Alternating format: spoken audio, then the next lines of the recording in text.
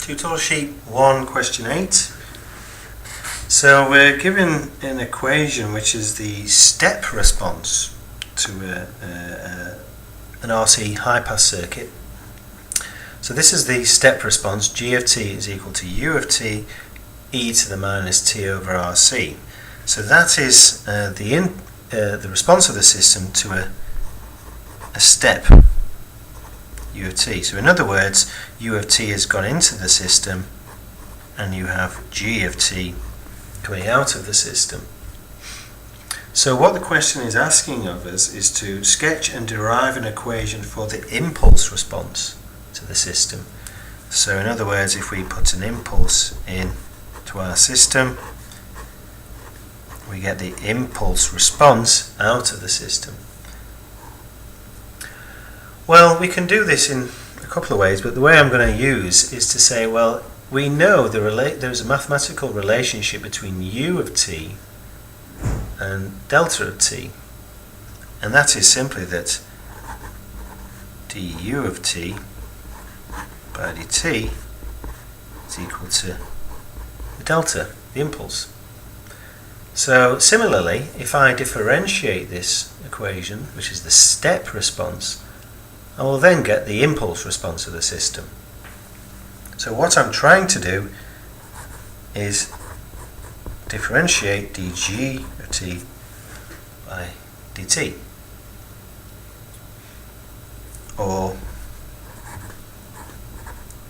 du of t e to the minus t over rc by dt.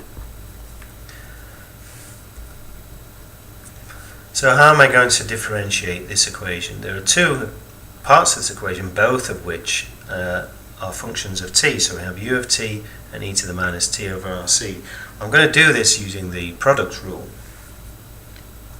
So if I split that up, what I'm going to get is that my impulse response h of t is going to be, well, if I split these two up, what I'm going to get is e to the minus t over rc, and by the product rule I then times that by the differential of u of t dt, and then I have to add on u of t times the differential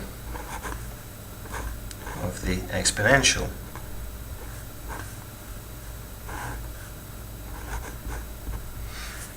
So this is using the product rule. So I can do these two differentials.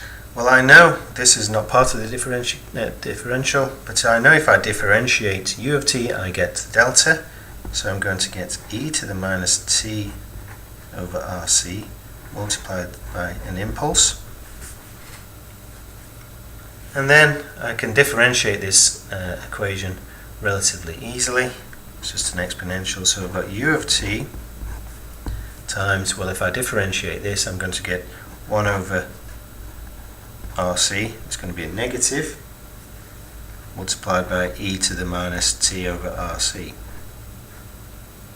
So if I just simplify that, what I'm going to get is the impulse e to the minus t over rc minus u of t over rc e to the minus t over rc.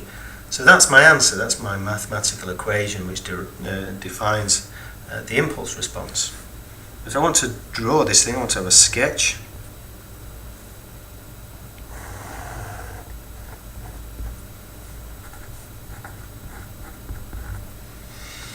So let's again split this up into two functions. So we've got delta of t times e to the minus t over rc.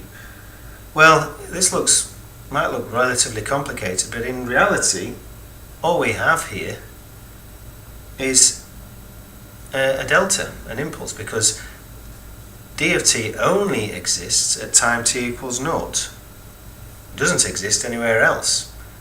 So all we have is just an impulse. Let's draw that a bit thicker so you can see it. With an amplitude, when t is equal to 0, of 1. Then we have this part of the equation here, which is just a u of t. So the u of t means that at time t less than 0 there's nothing, and then we have an amplitude of minus 1 over rc, and then an exponentially decaying function. So in other words, what's going to happen is this is going to come down to here and then exponentially decay, going to infinity. Note that because of this minus, a normal exponential decay, which would look like that, is flipped to look like that. So we have a delta, an impulse response, and then this exponentially decaying function there.